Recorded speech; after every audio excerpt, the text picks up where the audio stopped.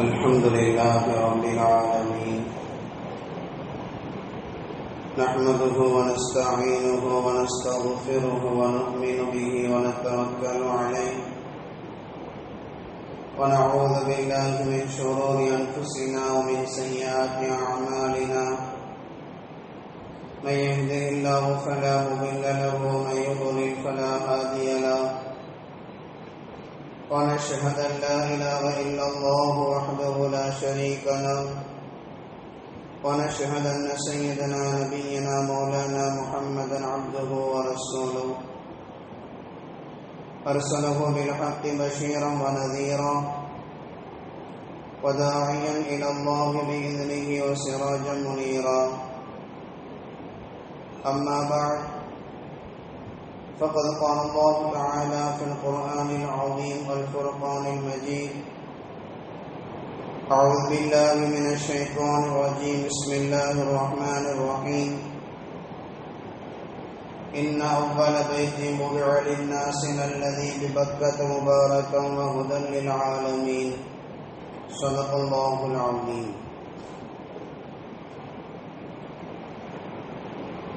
எல்லா புகழும் அல்லாஹ் ஜல்ல ஷானஹு தஆலா ஒருவனுக்கே உரித்தாகட்டுமாக. கண்மணி நாயகம் ஸல்லல்லாஹு அலைஹி வஸல்லம் அவர்களின் மீதும் அவர்களின் வழிவந்த சஹாபாக்கள், தாபிஈன்கள், தபஅ தாபிஈன்கள், ஷுஹதாக்கள், சாலிஹீன்கள், நல்லோர்கள் நம் அனைவரின் மீதும் அல்லாஹுவின் அன்பும் அருளும் கருணையும் என்றென்றும் நிறைவாக உண்டாகட்டுமாக. ஆமீன்.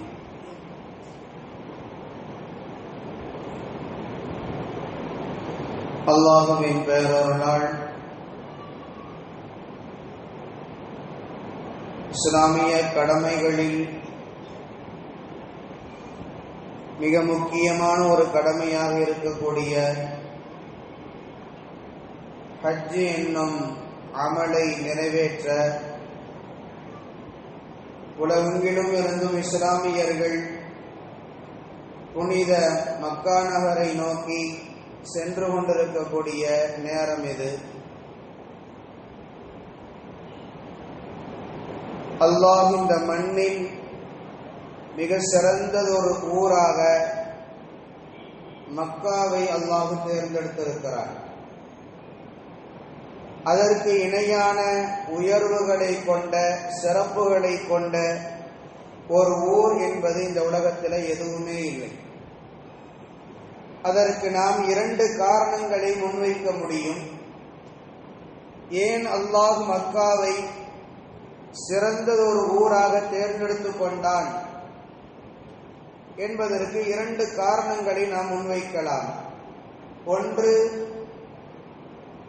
நம்முடைய தூதர் முஹம்மது ஸல்லல்லாஹு அலைஹி வஸல்லம் அவர்கள் அந்த மண்ணில் பிறந்தது ஒரு காரணம். இரண்டாவது காரணம், உலகில் உள்ள எல்லா மஸ்ஜிதுகளுக்கும் தலைமைத்துவமாக இருக்கக்கூடிய முதல் பள்ளிவாசல், அல்லாஹுவை வணங்குவதற்கும் தொழுகுவதற்குமாக இந்த மண்ணில் கட்டப்பட்ட முதல் பள்ளிவாசல் கஅபா அந்த மண்ணிலே இருப்பது ஒரு காரணம். இந்த இரண்டு காரணங்களையும் நாம் ஏற்றுக்கொள்ள முடியும், எந்த விதத்திலையும் மறுக்க முடியாது. ஏனென்றால் இந்த கஅபாவை குறித்து ஏராளமான சிறப்புகளை குர்ஆனும் சொல்லுகிறது, ஹதீஸும் சொல்லுகிறது. கஅபத்துல்லாஹ்வை பற்றி அவ்வளவு சிறப்புகள். அதை இருப்பதின் மூலமாக அந்த ஊரை அல்லாஹ் கண்ணியமான ஒரு ஊராக அல்லாஹ் தேர்ந்தெடுத்து கொண்டான். மக்கா என்பது ஆரம்ப காலங்களில் எப்படி இருந்த ஒரு ஊர் என்பது வரலாறு நமக்கு தெளிவாக பதிவு செய்து வைத்திருக்கிறது. மனிதர்கள் அந்த ஊரிலே வாழ முடியாது, வசிக்க முடியாது, எந்த விதமான அடிப்படை தேவைகளும் அந்த ஊரில் இல்லை என்பதுதான் வரலாற்று ஆசிரியர்கள் நமக்கு தரக்கூடிய செய்தி. அப்படி இருந்த ஒரு ஊரில் அல்லாஹ் முதலாக ஹஜ்ரத் இப்ராஹிம் அலைஹிஸ்ஸலாம் அவர்கள் மூலமாக அவர்களை அனுப்பி அவருடைய மகன் இஸ்மாயில் அலைஹிஸ்ஸலாம் அவருடைய துணையோடு நீங்கள் அங்கு கஅபாவை மீண்டும் புதுப்பிக்க வேண்டும்.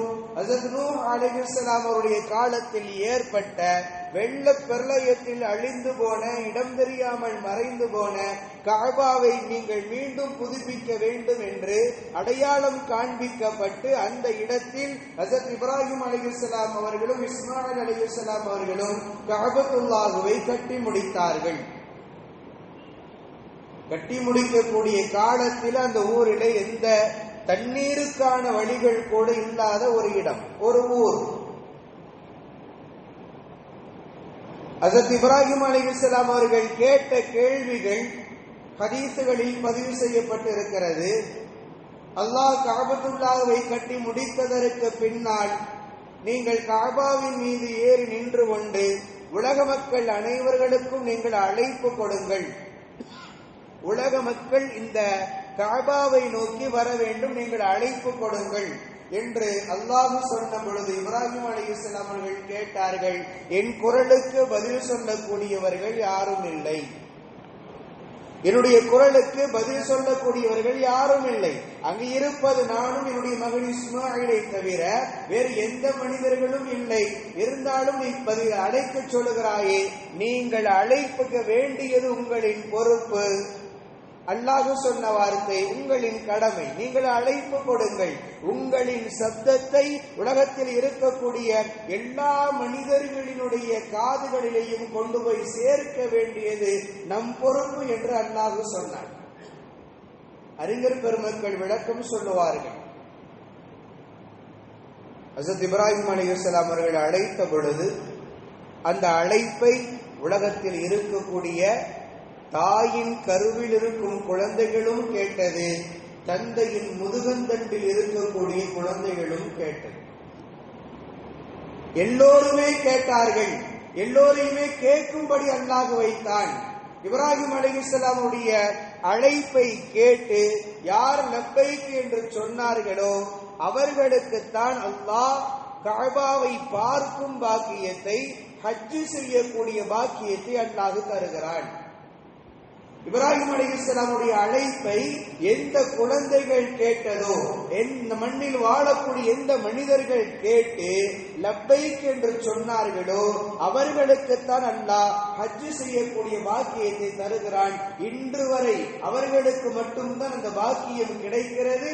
கியாமத் நாள் வரை யார் இப்ராஹிம் அலைஹிஸ்ஸலாம் அவருடைய அழைப்புக்கு பதில் கொடுத்தார்களோ அவர்களுக்கு மட்டும்தான் ஹஜ்ஜுடைய பாக்கியத்தை அல்லாஹ் தருகிறான். அவருடைய அழைப்புக்கு பதில் கொடுக்காதவர்கள், அவர்கள் எவ்வளவு பெரும் பணக்காரர்களாக இருந்தாலும் கூட, அரசனாகவே இருந்தாலும் கூட அவர்களுக்கு ஹஜ் செய்யக்கூடிய பாக்கியத்தை அல்லாஹ் தருவதில்லை. அறிஞர் பெருமக்கள் தரக்கூடிய விளக்கம் இது. எனவே அவ்வளவு ஒரு புனிதமான ஒரு இடமாக கஅபத்துல்லாஹ்வை அல்லாஹ் ஆக்கி வைத்திருக்கிறார். உலகத்தில் இன்றைக்கு இருக்கக்கூடிய எல்லா மனிதர்களும் அந்த இடத்திற்கு தேடி செல்கிறார்கள். எவ்வளவு பெரும் காசு பணங்களை கொடுத்தாவது செல்ல முடியும் என்றால் அவ்வளவு பணத்தையும் கொடுத்து செல்வதற்கு மனிதர்கள் தயாராக இருக்கிறார்கள். காரணம், அல்லாஹ் அந்த அளவிற்கு கஅபாவை இஸ்லாமியர்களோடு அவர்களுடைய இரத்தத்தோடு அவருடைய மனதோடு சேர்ந்த ஒன்றாக அல்லாஹ் ஆக்கிவிட்டார். அவ்வளவு ஆசை முஸ்லிம்களாக இருக்கக்கூடியவர்களுக்கு அவ்வளவு ஆசையை, இன்பத்தை அல்லாஹ் ஏற்படுத்திவிட்டான். நாளுக்கு நாள் ஹஜ் செய்யக்கூடியவர்களுடைய எண்ணிக்கை கூடிக்கொண்டு தான் இருக்கிறது. ஒருபொழுதும் குறைந்த நிலை இல்லை.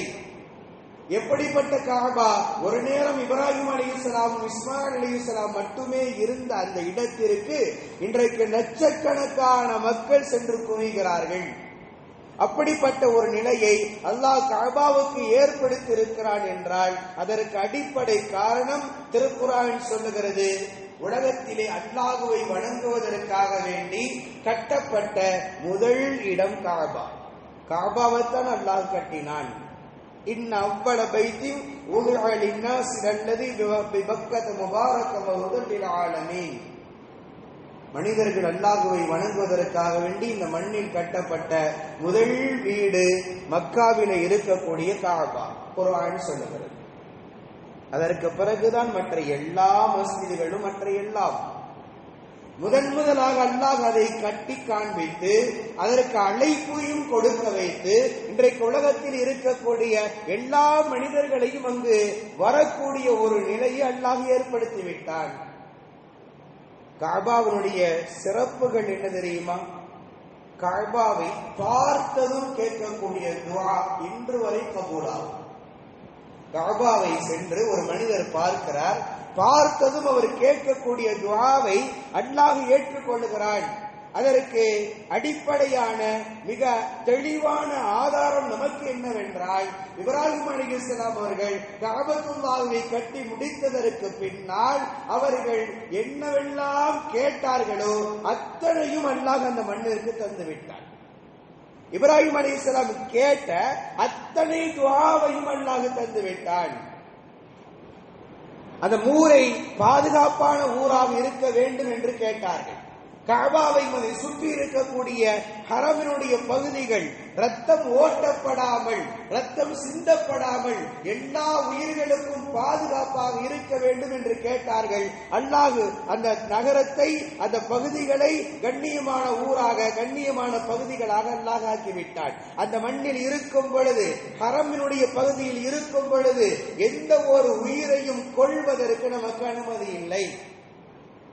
எந்த ஒரு உயிரையும் கொள்ள முடியாது. ஏன், எந்த அளவுக்கு என்றால், ஒரு வேட்டைக்காரன் ஒரு வேட்டையாடக்கூடிய ஒரு பொருள், ஒரு ஆடையோ அல்லது ஏதோ ஒரு பொருளை அவன் தேடிக்கொண்டு வருகிறான். வரும் பொழுது அது ஹரமின் எல்லைக்குள் வந்து விட்டது என்றால் அந்த உயிருக்கும் பாதுகாப்பு. அந்த எல்லையை தாண்டி அது வரும் வரை அவனால் அதை கொல்ல முடியாது. ஒரு ஆட்டிற்கும் பாதுகாப்பு, அதைவிட குறைந்த எல்லா எறும்புகளுக்கும் கூட பாதுகாப்பு ஹரமினுடைய எல்லைக்குள் இருக்கும் பொழுது அத்தனை உயிர்களுக்கும் பாதுகாப்பை அல்லாஹ் ஏற்படுத்திவிட்டான். இப்ராஹிம் அலைஹிஸ்ஸலாம் அவர்கள் கேட்ட துஆ. ஒரு சைக்கிளை கூட செய்வதற்கு அனுமதி இல்லை. ஒரு வேட்டைக்காரன் பிராணியை தேடி வரும் பொழுது அவனுடைய பிராணி எந்த பகுதியின் பக்கம் சென்றிருக்கிறது என்பதை காண்பித்து கொடுப்பதற்கு கூட அனுமதி இல்லை என்கிறது மார்க்கம்.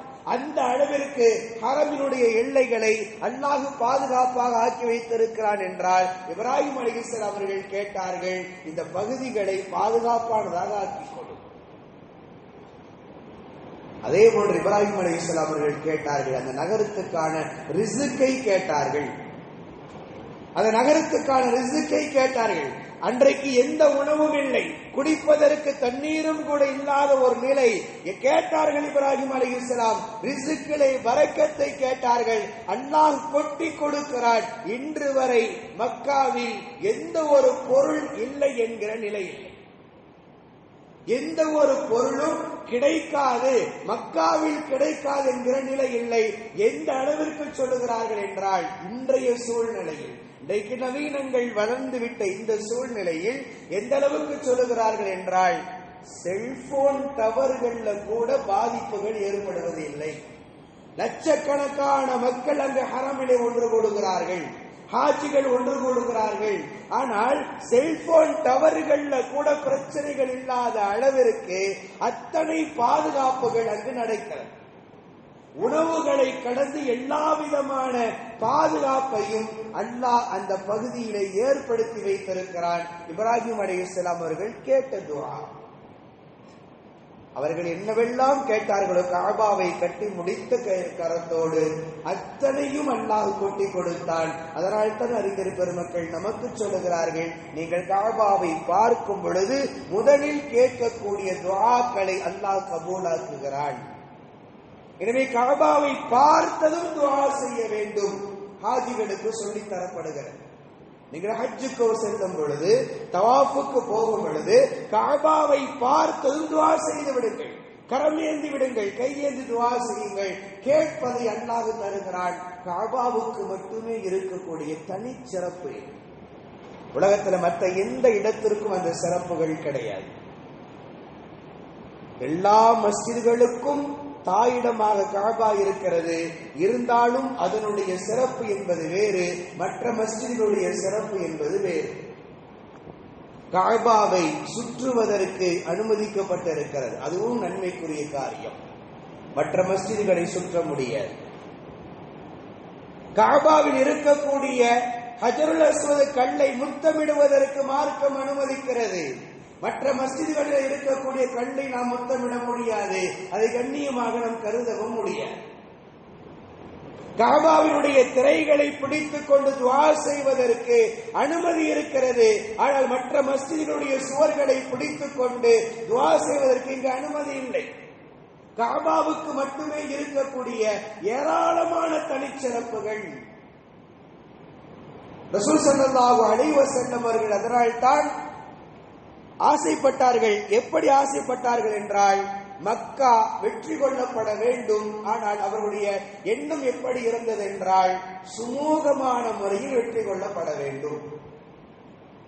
சுமூகமான முறையில் எந்த ஒரு உயிரும் பழிவாங்கப்படாமல், ரத்தம் சிந்தப்படாமல் கஅபா மக்கா வெற்றி கொள்ளப்பட வேண்டும் என்று ஆசைப்பட்டார்கள். அதற்கு காரணங்கள், சில காரணங்களை அறிஞர் பெருமக்கள் எழுதுகிறார்கள். அவைகளில் மிக முக்கியமான காரணம், ஒன்று, கஅபத்துல்லாஹ் அங்கு இருப்பது, அல்லாஹ்வினால் கண்ணியப்படுத்தப்பட்டிருக்கக்கூடிய இடங்கள் அங்கு இருப்பது, அது ஒரு மிக முக்கியமான காரணம்.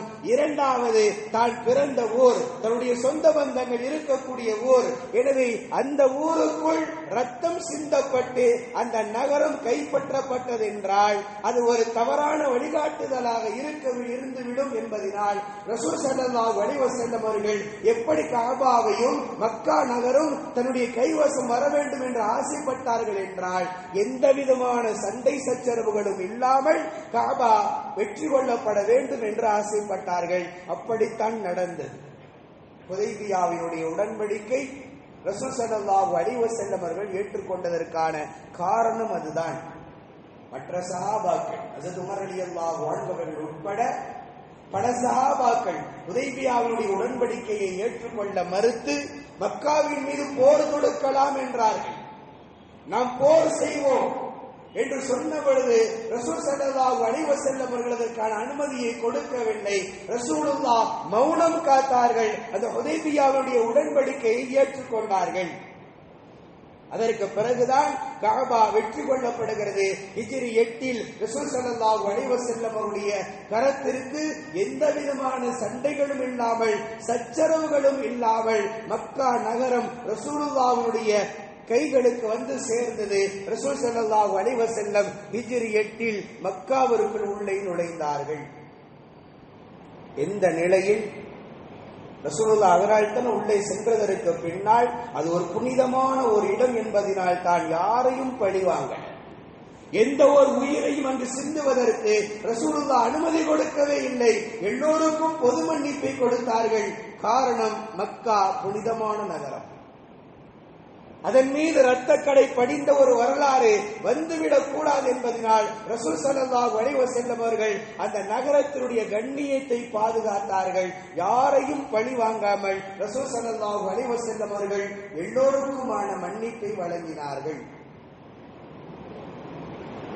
கஅபாவுக்குள் நாம் அறிந்திருக்கிறோம், சில காலங்கள் உள்ளுக்குள்ள சிலைகள் இருந்தது. கஅபாவுக்குள்ள சில காலங்கள் உள்ளுக்குள்ள சிலைகள் இருந்தது. அதை மக்காவாசிகள் வணங்கி கொண்டிருந்தாங்க. அவர்களுடைய இபாதத்துகளை செய்து கொண்டிருந்தார்கள். அதற்கான காரணங்களும் வரலாற்றிலே பதிவு செய்யப்பட்டிருக்கிறது. எந்த காலம், எந்த நேரத்தில் கஅபாவுக்குள் உள்ளே சிலை வந்தது. கஅபா ஆதம் அலைஹிஸ்ஸலாமுடைய காலத்தில், அதற்கு முன்பாக மலக்குகள் கட்டினார்கள். அதற்கு பிறகு ஆதம் அலைஹிஸ்ஸலாம் அவர்கள் கஅபத்துல்லாஹ்வை கட்டினார்கள். கட்டி முடித்ததற்கு பின்னால் எந்த சிலைகளும் இல்லாமல் இருந்த ஒரு சூழ்நிலையில் எப்படி கஅபத்துல்லாஹ்வுக்குள் உள்ளே சிலை நுழைகிறது?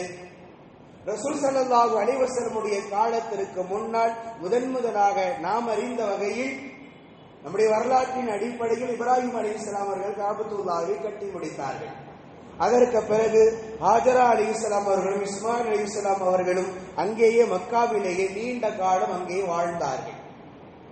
அங்கு வாழ்ந்து கொண்டிருக்கக்கூடிய காலத்தில் இஸ்மாயில் அலைஹிஸ்ஸலாம் அவர்கள் மக்காவிற்கு ஒரு நாடோடியாக ஒரு குடும்பம் உள்ளே வந்து வசிப்பதற்காக வேண்டி வருகிறார்கள். ஜுர்ஹூம் என்று சொல்லக்கூடிய இன மக்கள். அந்த மக்களிடத்திலே இருந்து இஸ்மாயில் அலைஹிஸ்ஸலாம் அவர்கள் அந்த குடும்பத்திலிருந்து ஒரு பெண்ணை திருமணம் முடிக்கிறார்கள். திருமணம் முடித்ததற்கு பின்னால் சில காலத்திற்கு பின்னால் கஅபாவினுடைய நிர்வாகம் முழுவதும் யாரை சார்ந்து போகிறது என்றால் ஜுருஹும் இன மக்களை சார்ந்து போகிறது. இதுவரை இஸ்மாயில் அலைஹிஸ்ஸலாம் அவர்களே நிர்வாகம் செய்து வந்தார்கள் கஅபாவை. அதற்கு பிறகு ஜுருஹும் இன மக்களின் பக்கம் அந்த நிர்வாகம் சாய்கிறது.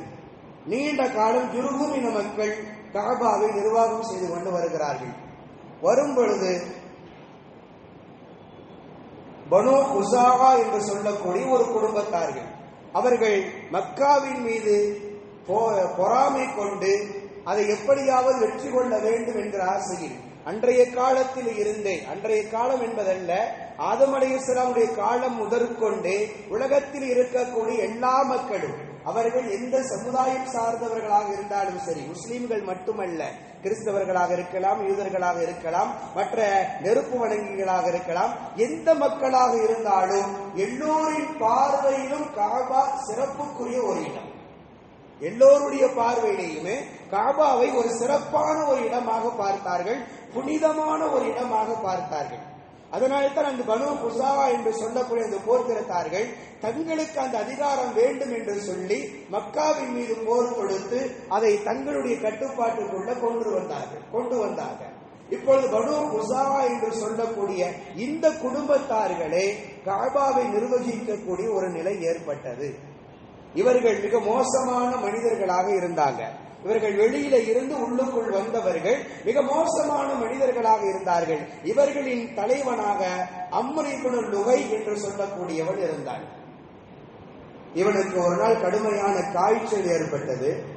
அந்த காய்ச்சலுக்கு நிவாரணம் தேடி ஷாம் தேசத்திற்கு போனான். போன பொழுது அங்கு ஒரு சிலை, பெரிய சிலை ஒன்று வைக்கப்பட்டிருந்தது. அதை இவன் மெய் சிலிர்த்து பார்த்து கொண்டிருந்தான். அங்கே இருக்கக்கூடிய மக்கள், இவன் மக்காவில் இருக்கக்கூடிய தலைவன் என்பதனால் இவனுக்கென்று தனியான ஒரு மரியாதை, உலகம் முழுவதே கஅபாவுக்கென்று தனி மரியாதை. எனவே அதை நிர்வகிக்கக்கூடிய இவனுக்கென்று தனி மரியாதை அந்த மக்கள் கொடுத்தார்கள். எனவே அந்த மக்கள் இவனுக்கான ஒரு அன்பளிப்பாக அந்த சிலையை கொடுக்கிறார்கள். அந்த சிலையை வாங்கி கொண்டு வந்த பனு குஸாஆ நேரடியாக வந்து கஅபாவுக்குள்ள உள்ள கொண்டு போய் அந்த சிலையை வைத்தான். முதலாக உள்ளே நுழைகிறது. இந்த சிலையினுடைய பெயர் தான் ஹூபல் என்று சொல்லக்கூடிய ஒரு சிலை. கஅபாவுக்குள் முதலாக இவன் கொண்டு போய் சிலையை வைக்கிறான். சிலை வைத்ததற்கு பின்னால் அடுத்து வந்த சில அடுத்தடுத்த குடும்பத்தார்கள், இவன் பனு குஸாஆ என்ற வம்சத்தை சார்ந்தவன், அடுத்து வந்த சில குடும்பத்தார்கள் எல்லாம் அவர்கள் தங்களுடைய பங்குக்கு எங்களின் குடும்பத்தின் அடையாளமாக சிலைகள் இருக்க வேண்டும் என்று சொல்லி அடுத்தடுத்த மனிதர்களும் சிலைகளை கொண்டு போய் கஅபாவுக்குள் வைத்தார்கள். வைத்து இந்த நிலை அப்படியே தொடர்ந்து கொண்டிருந்தது. கஅபாவுடைய நிர்வாகம் பனு குஸாஆவுடைய வம்சத்திலேயே வந்து கொண்டிருந்தது. ரசூல் ஸல்லல்லாஹு அலைஹி வஸல்லம் அவர்கள் பிறப்பதற்கு ஒரு 140 ஆண்டுகளுக்கு முன்னர் அல்லாஹ் மீண்டும் கஅபாவுடைய நிர்வாகத்தை அப்படியே அல்லாஹ் மாற்றுகிறான். மீண்டும் இஸ்மாயில் அலைஹிஸ்ஸலாமுடைய வம்சத்திற்கு அந்த நிலையை கொண்டு வந்து தருகிறான். இப்பொழுது ஜுர்ஹும் இன மக்களில் இருந்து குஸை என்று சொல்லக்கூடிய ஒரு மனிதர் பிறக்கிறார். அந்த மனிதர் மிக நேர்மையானவராக, நல்லவராக இருக்கிறார். இவருடைய நேர்மையை பார்த்து, இவருடைய நல்ல பண்புகளை பார்த்து எந்த மக்கள் மக்காவை படையெடுத்து அதனுடைய நிர்வாகத்தை தங்களுடைய கட்டுப்பாட்டுக்குள் கொண்டு வந்து வைத்திருந்தார்களோ பனு குஸாஆ, அந்த வம்சம் சார்ந்த பெண்ணை குஸை என்று சொல்லக்கூடிய இந்த மனிதருக்கு திருமணம் முடித்து கொடுக்கிறார்கள். திருமணம் நடந்தது. அதற்கு பின்னால் அப்படியே இவருடைய நேர்மையை பார்த்து அதனுடைய நிர்வாகம் அப்படியே மாறுகிறது. இவர்களுடைய கைக்கு வருகிறது. ஜுர்ஹும் இனத்தை சார்ந்த, அதாவது இஸ்மாயில் அலைஹிஸ்ஸலாம் உடைய வம்சத்தை சார்ந்த, அந்த வம்சத்தில் பிறந்த குஸை என்று சொல்லக்கூடிய இந்த மனிதரிடத்திலே நிர்வாகம் வருகிறது. இவருடைய கட்டுப்பாட்டிற்கு கீழ்தான் அப்துல் முத்தலிப் அவர்கள் வருகிறார்கள். ரசூல் ஸல்லல்லாஹு அலைஹி வஸல்லம் அவர்கள் இந்த உலகத்திலே பிறக்கும் பொழுது கஅபா யாருடைய நிர்வாகத்தின் கீழ் இருக்கிறது என்றால் ரசூலுல்லாஹுடைய வம்சமாக இருக்கக்கூடிய குறைஷி வம்சம், ரசூலுல்லாஹுடைய தந்தையின் தந்தையாக இருந்த அப்துல் முத்தலிப் அவருடைய கட்டுப்பாட்டிற்கு கீழ் கஅபத்துல்லாஹ் இருக்கிறது. இதுதான் கஅபாவுக்குள் சிலை வந்ததனுடைய வரலாறு. அதற்கு பிறகுதான் ஹிஜ்ரி 8 முஹம்மது ஸல்லல்லாஹு அலைஹி வஸல்லம் அவர்கள் கஅபாவை வெற்றி கொண்டு கருப்பு தலப்பாகையோடு மக்காவிற்குள் உள்ளே நுழைந்தார்கள். உள்ளே நுழைந்து நேராக கஅபாவுக்கு வந்து ரசூல் ஸல்லல்லாஹு அலைஹி வஸல்லம் தங்களுடைய கையிலே வைத்திருந்த அஸாவை கொண்டு அங்கே இருந்த சிலைகளை தட்டிவிட்டார்கள். அதற்கு பிறகு அலி ரலியல்லாஹு அன்ஹு அவர்களை அழைத்து சிலை கஅபாவுக்குள் இருக்கக்கூடிய அத்தனை சிலைகளையும் வெளியிலே தூக்கி போடும்படி சொன்னார்கள். அதற்கு பிறகுதான் சிலைகளிலே இருந்து கஅபா பாதுகாப்பு பெறுகிறது. கிட்டத்தட்ட ஒரு 500 ஆண்டுகள் வரலாற்றில் 500 ஆண்டுகள் ரசூல் ஸல்லல்லாஹு அலைஹி வஸல்லம் அவர்கள் இந்த உலகத்தில் பிறப்பதற்கு 400 ஆண்டுகளுக்கு முன்னர் கஅபாவுக்குள் உள்ளே சிலை நுழைந்தது. ரசூலுல்லாஹ் வெற்றி கொண்டதற்கு பின்னால் ஹிஜ்ரி 8 பொழுது அதை சிலைகள் முற்றிலுமாக வெளியாக்கப்பட்டு கஅபா புனிதமான தலமாக இப்ராஹிம் அலைஹிஸ்ஸலாம் அவர்கள் எப்படி அமைத்து இருந்தார்களோ அந்த நிலைக்கு கஅபா வருகிறது. கஅபாவினுடைய சிறப்புகளில் இன்னொரு மிக முக்கியமான ஒரு சிறப்பு என்ன தெரியுமா? கஅபாவை சுற்றினாலும் நன்மை, தொழுதாலும் நன்மை, பார்த்து கொண்டிருந்தாலும் நன்மை. மற்ற எந்த ஒரு கட்டிடத்திற்கும் அல்லாஹ் இப்படி ஒரு ரஹ்மத்தை, ஒரு நன்மையை அல்லாஹ் தருவதில்லை. கஅபாவுக்கு மட்டும் அல்லாஹ் தருகிறான். ரசூல் ஸல்லல்லாஹு அலைஹி வஸல்லம் அவர்கள் ஹதீஸில் குறிப்பிட்டார்கள், இன்னல்லாஹு யன்ஸிலு ஃபீ குல்லி யௌமின் வ லைலத்தின் வ 20 மிஅத்து ரஹ்மத்துன். ஒவ்வொரு நாளும் 120 ரஹ்மத்துகள் கஅபாவின் மீது அல்லாஹ் இறக்கி வைக்கிறான். 120 ரஹ்மத்துகள் இறங்குகிறது. என்சில அலா ஹாதல் பைத்தி சித்தூன லித்தாயிஃபீன். கஅபாவை தவாஃப் செய்பவர்களின் மீது மட்டும் 60 ரஹ்மத்துகளை அல்லாஹ் இறக்குகிறான். கஅபாவை தவாஃப் செய்பவர்களுக்கு அல்லாஹ் 60 ரஹ்மத்தையும் வ40 லில் முஸல்லீன், அங்கு கஅபாவை பார்த்து கொண்டு நேராக தொழுகக்கூடிய அந்த மக்களுக்கு அல்லாஹ் 40 ரஹ்மத்துகளை தருகிறான். வ20 லின் நாஸிரீன். இது எதுவும் செய்யல, தவாஃபும் செய்யல, தொழுகல, சும்மா உட்கார்ந்து கொண்டு கஅபாவை பார்த்து கொண்டிருக்கிறார்கள். பார்த்து கொண்டிருக்கக்கூடிய அந்த மக்களுக்கு அல்லாஹ் 20 ரஹ்மத்துகளை அல்லாஹ் தருகிறான். இது கஅபாவுக்கு மட்டுமே இருக்கக்கூடிய தனிச்சிறப்புகளில் மிக முக்கியமானவை. இன்னொன்றும் நாம் கவனிக்க வேண்டும், அல்லாஹ் இதற்கு தரக்கூடிய தனியான தனித்துவமான சிறப்புகளில் ஒன்று, கஅபாவை அல்லாஹ் தானே பல சமயங்களில் அதை எதிர்க்க வேண்டும் என்று ஆசைப்பட்டவர் நிலையிலெல்லாம் அல்லாஹ் பாதுகாத்திருக்கிறான். அபரஹா என்று சொல்லக்கூடிய மன்னன் கஅபாவை மீது இருக்கக்கூடிய பொறாமையினால் தன்னுடைய யமன் தேசத்துல ஒரு தேவாலயத்தை கட்டினான். கிறிஸ்துவ மன்னன். அவனுடைய ஆசை எல்லாம் என்னன்னா, உலகத்தில் இருக்கக்கூடிய எல்லா மக்களும் அவர்கள் முஸ்லிம்களாகத்தான் இருக்கணும் என்பதெல்லாம் இல்லை, எந்த சமயம் சார்ந்தவர்களாக இருந்தாலும் சரி, எல்லோரின் பார்வையிலேயும் கஅபாவை புனிதமான ஒரு இடமாகவே பார்த்தார்கள். இது அவனுக்கு ரொம்ப பொறாமையாக இருந்தது. எல்லா மக்களும் மக்காவுக்கு நோக்கி செல்கிறார்கள், கஅபாவுக்கு நோக்கி செல்கிறார்கள். எனவே நம்முடைய ஊரின் பக்க மக்களை திரும்ப வைக்க வேண்டும் என்று ஆசைப்பட்டு அவன் ஒரு தேவாலயத்தை கட்டி மக்களை எல்லாம் அங்கு அழைப்பு கொடுத்தான். அழைப்பு கொடுத்து யாரும் போகல. ஒரு நீண்ட வரலாறு. அழைப்பு கொடுத்து யாருமே போகவில்லை என்பதனால் அவனுக்கு இன்னும் கோபம் அதிகமானது. இந்த நேரத்தில் தான் எவனோ ஒரு மனிதன் உள்ளே புகுந்து, அவன் கட்டிய தேவாலயத்திற்குள் உள்ளே புகுந்து மலத்தை கழித்து விட்டு வந்து விட்டான். இன்னும் அவனுக்குள் கடுமையான கோபம் ஏற்பட்டு, கஅபா இருக்கும் வரை நம்முடைய தேவாலயத்தை நோக்கி மக்கள் வரமாட்டார்கள், எனவே அதை இடித்து தள்ள வேண்டும் என்கிற எண்ணத்தோடு தான் ஒரு யானை பட்டாளத்தை அழைத்துக் கொண்டு ஒரு பெரும் படையோடு கஅபாவை நோக்கி வந்தான். அல்லாஹ் பாதுகாத்தான். வரலாறு சொல்லுகிறது, அந்த நேரத்தில் அப்துல் முத்தலிப் அவர்கள் கஅபாவினுடைய நிர்வாகியாக இருக்கிறார்கள், தலைவராக இருக்கிறார்கள். அவர்கள் சந்திப்பதற்காக வேண்டி, அபரகாவை சந்திப்பதற்காக வேண்டி சென்ற பொழுது அவர்களுக்கு மிகுந்த மரியாதை கொடுத்தார். காரணம் என்னவென்றால், அதுதான் காரணம், யாரெல்லாம் கஅபாவினுடைய பொறுப்பாளர்களாக இருந்தார்களோ அவர்களெல்லாம் உலகத்தில் மிகுந்த மரியாதைக்குரியவர்களாக இருந்தார்கள். காரணம், கஅபாவை உலகமே மரியாதைக்குரிய ஒரு இடமாக பார்த்ததினால் அதன் பொறுப்பாளர்களும் மரியாதைக்குரியவர்களாக பார்க்கப்பட்டார்கள். அப்துல் முத்தலிப் அவர்கள் வந்த பொழுது அவர்கள் மிகுந்த மரியாதையோடு தன்னுடைய இருக்கையில் இருந்து எழுந்து வரவேற்றான் என்று வரலாறு சொல்லுகிறது. அந்த நிலையில் வரவேற்கப்பட்ட நிலையிலும் கூட அவர்கள் கேட்ட கேள்வி, தன்னுடைய ஒட்டகத்தை பாரு, நீங்கள் உங்களுடைய வேலையாட்கள் என்னுடைய ஒட்டகத்தை பிடித்து வைத்திருக்கிறார்கள், அந்த ஒட்டகத்தை திரும்ப பெறுவதற்காக வேண்டி உங்களிடத்திலே பேச வந்தேன் என்று சொன்ன பொழுது அபரகா கேட்டான், நீங்கள் எல்லாம் ஊரினுடைய தலைவரா? ஒரு மக்காவை நோக்கி நாங்கள் படையெடுத்து வந்திருக்கிறோம், காபாவை நாங்கள் இடிக்க போகிறோம், அதற்கான எல்லா விதமான ஆயத்தமாக தயாராக நாங்கள் இருக்கிறோம் என்று நீங்கள் தெரிந்திருந்தும் கூட அதை பற்றி நீங்கள் பேசாமல் இதை பற்றி பேசுகிறீர்களே. அப்துல் முத்தலிப் அவர்கள் சொன்னார்கள், ஒட்டகம் எனக்குரியது, அதனால் அதற்காக வேண்டி நான் வாதிட வந்திருக்கிறேன். காபா அல்லாஹ்வுக்குரியது, எனவே அவன் பாதுகாத்துக் கொள்வான். காபா அல்லாஹ்வுக்குரியது, எனவே அவன் பாதுகாத்துக் கொள்வான் என்று சொன்னார்கள். அந்த வார்த்தையினுடைய அர்த்தம் அப்பொழுது அவனுக்கு புரிந்திருக்காது, பின்னால் புரிந்தது. அல்லாஹ் ஒரு பறவையை அனுப்பி வைத்து அவனையும் அவனுடைய படை பட்டாளங்களையும் ஒன்றுமில்லாமல் ஆக்கினான். எந்த அளவிற்கு என்றால், அறிஞர் பெருமக்கள் சொல்லுகிறார்கள், வரலாற்று ஆசிரியர் ஒருவர் பதிவு செய்து வைத்திருக்கிறார், அபரகாவினுடைய உடலை அவனுடைய யமன் தேசத்துக்கு தூக்கிட்டு போனாங்க. தூக்கி சென்று போனதற்கு பின்னால் அவன் ஊருக்கு சென்றதற்கு பிறகுதான் அவனுடைய உடல் உறுப்புகள் ஒவ்வொன்றும் தனித்தனியாக தானாகவே கழண்டு விழுந்ததாம். தனித்தனியாக தானாகவே.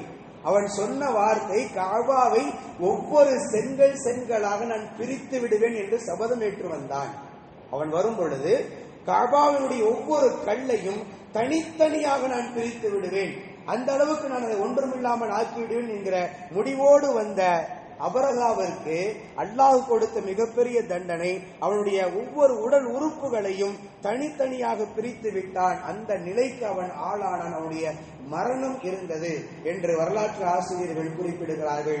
எனவே காபா என்பது மிகவும் புனிதமான ஒன்று, அதை விட சிறப்புக்குரிய ஒன்று உலகத்தில் எந்த ஒன்றும் இல்லை. அதை நோக்கித்தான் உலகத்தில் இருக்கக்கூடிய எல்லா மக்களும் ஒவ்வொரு நாளும் இன்றைக்கு பயணித்துக் கொண்டிருக்கிறார்கள். உம்ராவினுடைய பெயராலும் ஹஜ்ஜினுடைய பெயராலும் அதை நோக்கித்தான் முஸ்லிம்கள் எல்லோரும் படையெடுத்துக் கொண்டிருக்கிறார்கள். எனவே நாமும் அந்த இடத்திற்கு, புனிதமான இடத்திற்கு சென்று ஹஜ்ஜையும் உம்ராவையும் நிறைவேற்றக்கூடிய மிக பெரும் பாக்கியத்தை அல்லாஹ் வெகு விரைவில் நம் எல்லோருக்கும் தந்தருள் புரிவானாக. ஆமீன். வாஹிர் தஅவானா அல்ஹம்துலில்லாஹி ரப்பில் ஆலமீன். அஸ்ஸலாமு அலைக்கும் வரஹ்மத்துல்லாஹி வபரகாத்துஹு.